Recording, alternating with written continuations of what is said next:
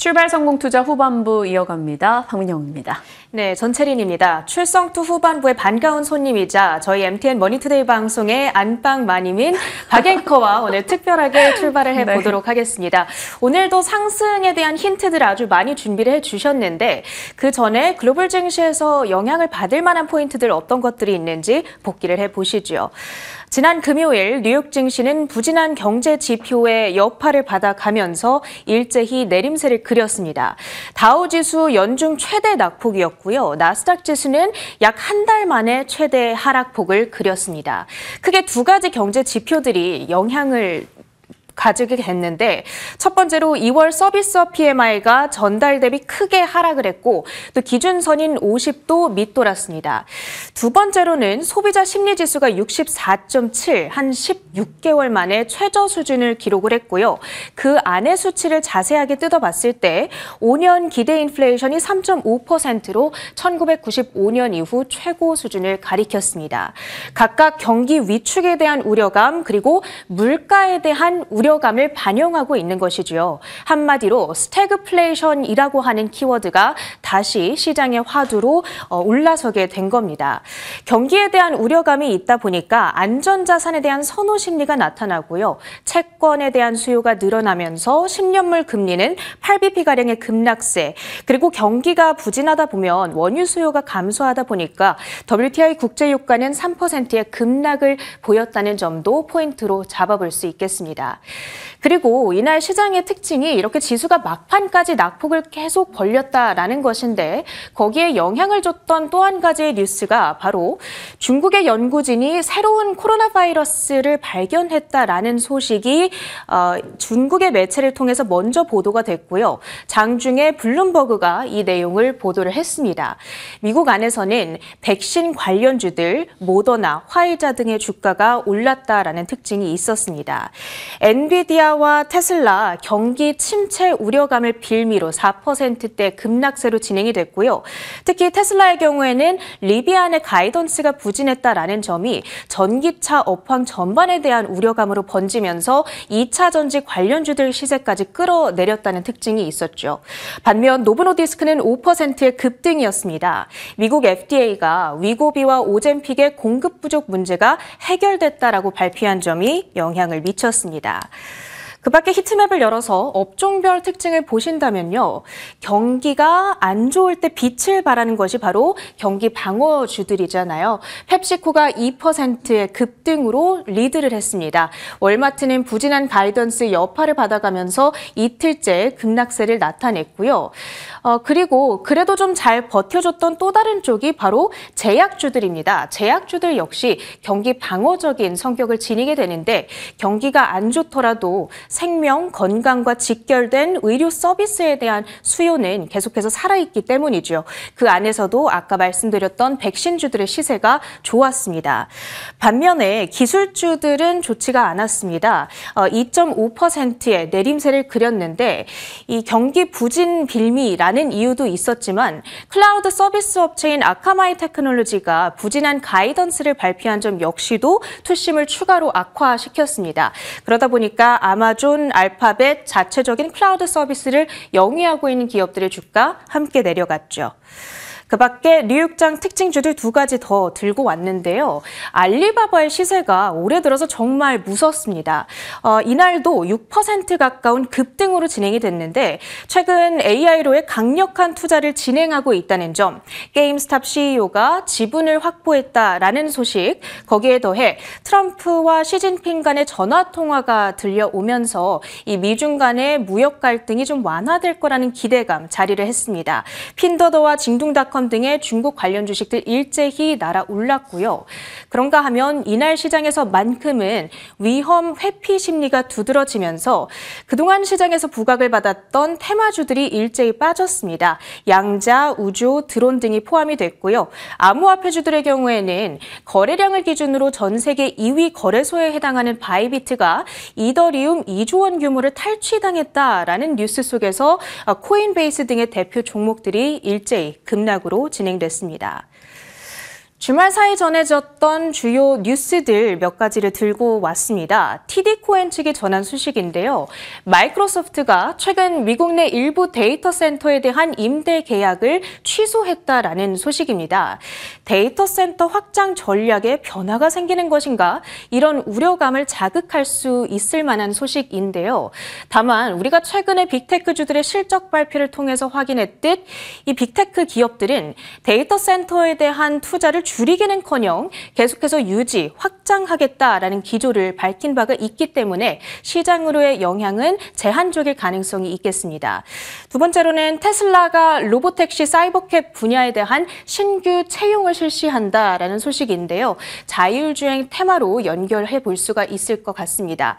그리고 피규어 AI, 로봇 AI 헬릭스를 공개했다라는 소식까지 있었는데요. 잠들어 있던 로봇 관련주들의 시세를 자극할 수 있을지 지켜보시죠. 마지막으로는 한 주간의 주요 일정까지 체크를 해보도록 하겠습니다. 이번 주도 시장의 화두는 스태그플레이션이 될 것으로 보입니다. 경기 그리고 물가 이 두 가지 키워드를 중점적으로 보셔야겠는데요. 여기에 대한 힌트를 얻어볼 수 있는 것이 27일 발표되는 미국의 GDP 성장률 잠정치 그리고 금요일에 나오게 될 PCE 물가지수가 되겠습니다. 주요 실적 발표로는 수요일에 엔비디아의 실적 발표 주시를 해보셔야겠네요. 지금부터는 서울로 가보시죠. 최근 국내 서울에서는 지속적으로 종목 장세가 펼쳐지고 있죠. 지난주 금요일도 마찬가지였습니다. 전체적으로는 좀 숨고르는 분위기 속에서도 지수는 전약 후강으로 후반에 더 힘을 내는 모습이었고요. 코스피 연기금의 매수가 그래도 뒷받침이 돼주며 강보합권, 코스닥은 고퍼주 중심의 강세로 1% 가까운 상승을 나타냈습니다. 장 후반이었죠. 지난주 금요일 제약 바이오 종목군들의 매수세가 있었어요. 10년물 국채금리 미국에서 4.4대를 나름 안정적으로 유지하는 흐름이 나오다 보니까 이쪽으로 못다한 관심, 저가 매수 유입이 있었습니다. 그래서 D&D 파마텍, 알테오젠, 리가켄바이오 등이 올라갔고요. 이날 또 첨생법 개정안 시행일이었죠. 그러다 보니 이엔셀, 큐로셀, 에클론, 카티 치료제 혹은 줄기세포 관련한 종목들 힘내는 모습도 포착되기도 했습니다. 중국산 후판의 반덤핑 관세 이슈, 트럼프의 알래스카 가스정 개발 이슈가 중소형 철강사부터 대형 철강사까지 올려줬고요. 중소형 철강사는 조금의 변동이 크기도 했습니다. 그 밖에는 미용기기, 자동차, 부품, 방산, 원익그룹주의 강세가 돋보였는데 하나씩 관련한 내용들 좀 짚어가도록 하죠. 자, 로봇에 대한 얘기는 끊이지 않고 있습니다. 그도 그럴 것이 이제 개화하기 시작한 장기 성장 산업이기 때문이죠. 시세 측면에서는 정말 많이 오른 종목들 나름 단기적으로 그 상승의 부담을 해소하는 약간의 조정 기간을 거치고 있기도 한데요. 뉴스 측면에서 혹은 각종 보고 측면의 이야기는 업데이트되고 있습니다. 휴머노이드 로봇 산업이 기존의 R&D에서 대량 생산 단계로 넘어가고 있다. 그래서 그래프로 봤을 때는 과거 스마트폰이나 전기차가 그러했듯 지금은 이 부분에 위치하고 있는데 조만간 이렇게 가파른 성장을 보여주는 개화 시기에 진입할 거다. 이런 보고 내용이 전해진 바 있습니다. 그래서 적어도 5년 이상 장기적으로 로봇 부품주에 대한 접근을 권고하기도 했네요. 우리 시장에서도 관련한 하이젠 R&M이라던가 감속기, 액추에이터 이런 업체들 주가 굉장히 강하기도 했었던 최근입니다. 결국엔 이쪽의 장기 성장에 대한 얘기가 지속 나오고 있는 거고 단기적인 상승의 부담을 일정 부분 소화해야겠죠. AI와 로봇은 결국 하드웨어, 소프트웨어 콜라보로서 계속해서 그 영역이 확장되고 있습니다. 자, 로봇에서 갈 종목들은 거의 다 가는 분위기였다 보니까 새로운 뉴스에 이날 민감하게 반응하기도 했었죠. 바로 원익 로보틱스가 메타와 로봇 핸드 개발을 연말경에 완료할 것이다 라는 뉴스였습니다. 메타와 뭘 하고 있다라는 것은 이미 알려진 뉴스였고요. 그것에 대해서 약간의 일정이 좀 구체화된 것이죠. 원익 로보틱스 지분을 거의 다 들고 있는 게 바로 원익 홀딩스입니다. 그리고 그 위에 원익이 있기 때문에 원익홀딩스와 원익이 이날 각각 상한가를 기록하기도 했죠. 이들이 새로운 로봇 뉴스였기 때문에 조금은 더 민감하게 반응하기도 했었고요. 다만 이 기업의 기술력이 계속적으로 강력한 시세를 뿜어줄 것인가에 대해서는 개별적으로 살펴갈 필요는 있어 보입니다. 로봇의 키워드에서 또 쭉쭉 한번 가보도록 하죠. 수출 데이터를 한번 살펴봤습니다. 2월 1일부터 2월 20일까지의 잠정 수출 데이터가 나왔는데요. 그러면 전달 대비해서 좀 개선세가 보이는 곳들이 어디일까 좀 살펴봤습니다. 연마제, 블랭크 마스크, 포토레지스트, 반도체 쪽에서 이런 종목들 체킹이 됐고요. 핸들러나 세척 장비, 스크러버 쪽에 GST도 여기에 또 수출 데이터가 개선된 쪽으로 포착이 되네요. 그 밖에 OLED 패널, 요즘 이제 트럼프발 이슈로 인해서 원재료의 가격 하락으로 인해 마진 개선을 기대하는 쪽이 화학 쪽이죠. 화학 쪽에서도 일부 수출이 바닥을 찍고 있다라는 얘기가 나오고 있습니다. 그리고 전방위적으로 2차 전지 쪽의 수출이 함께 좀 개선되는 소식 들려오고 있고요. 초고압 변압기 20일 기준 역대 최대치를 써냈습니다. 그리고 화장품과 라면 쪽 여전히 견조했다라는 소식이 들려오고 있네요.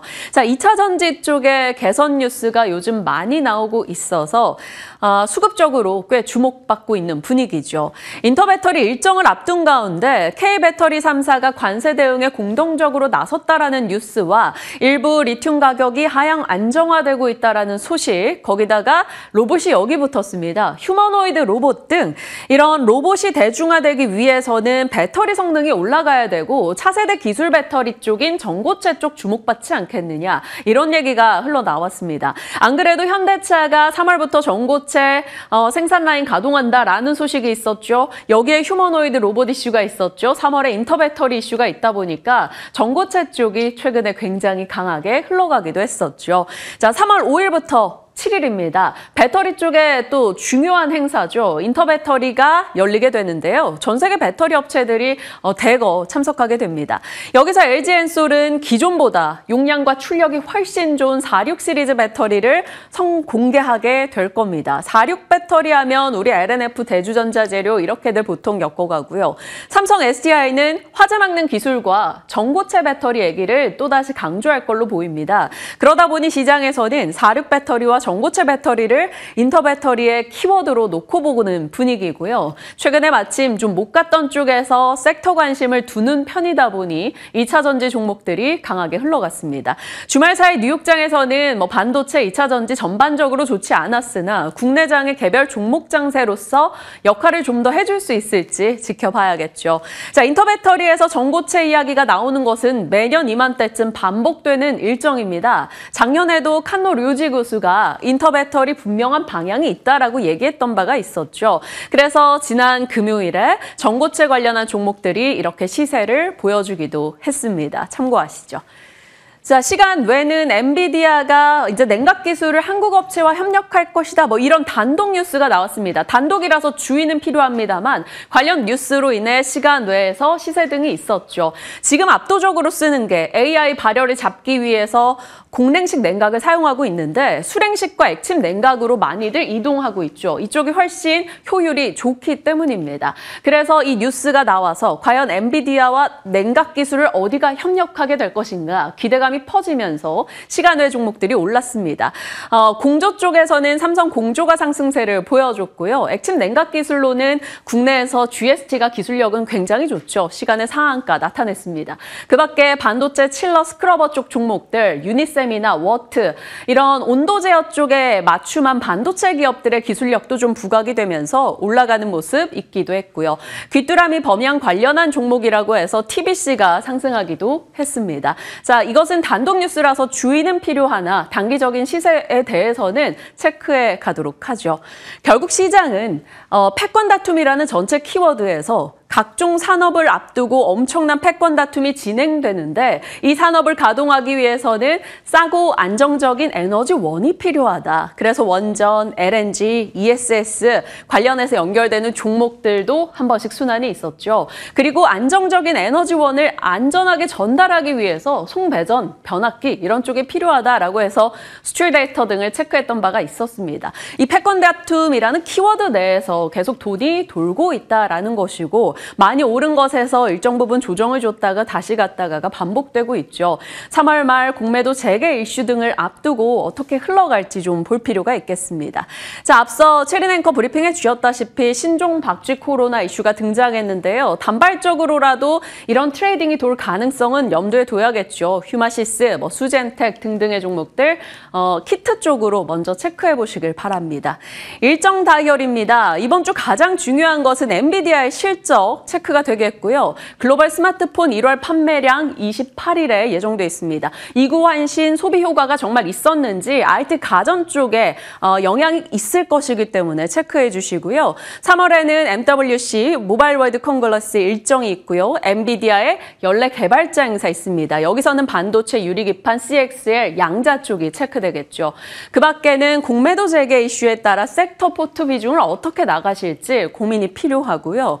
원전, 전고체, 우주 쪽 뉴스가 차곡차곡 쌓이고 있습니다. 자, 오늘에 대한 내용인데요. AI에 대해서 마이크로소프트의 데이터 센터 계약 취소 관련한 노이즈가 있었는데 이것에 대한 소화가 어떻게 될지 봐야 되고요. 로봇과 전고체 2차 전지 뉴스 체크하시죠. 우주항공 쪽에서 트럼프 아이언돔 행정명령 관련한 이슈가 부각됐는데 아이언돔을 구축하려면 요격 체계를 우주에다가 세워야 합니다. 그래서 위성 발사 얘기가 나오는 것이고요. 스페이스 X 관련한 종목들이 계속 부각이 되네요. 그 부분 고려하시면서 오늘장 확인해 보시길 바랍니다. 시장의 흐름들 짚어봤습니다. 지금까지 당잠사였습니다.